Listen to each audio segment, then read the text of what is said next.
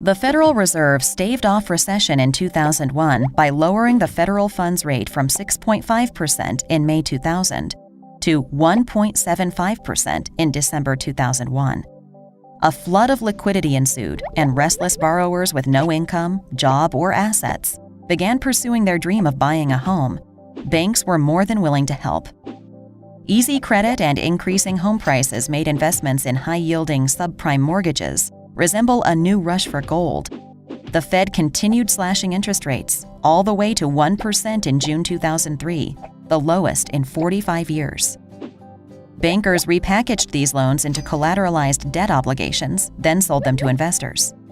The SEC relaxed net capital requirements at 5 large investment banks, freeing them to leverage their initial investments up to 30 or 40 times. Trouble appeared when interest rates started rising.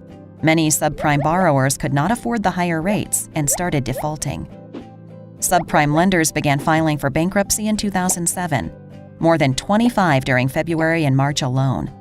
Financial firms and hedge funds owned more than $1 trillion in securities that were backed by failing subprime mortgages, enough to cause a global financial tsunami if the defaults continued. By August, it was clear financial markets couldn't solve the crisis, and problems spread beyond the U.S. central banks, and governments around the world began to band together to prevent further financial catastrophe. The Fed slashed the discount and funds rate, but bankruptcies and collapses persisted. Finally, the U.S. government enacted the National Economic Stabilization Act of 2008, which created $700 billion to buy distressed assets, including mortgage-backed securities. Other governments followed with their own bailout packages.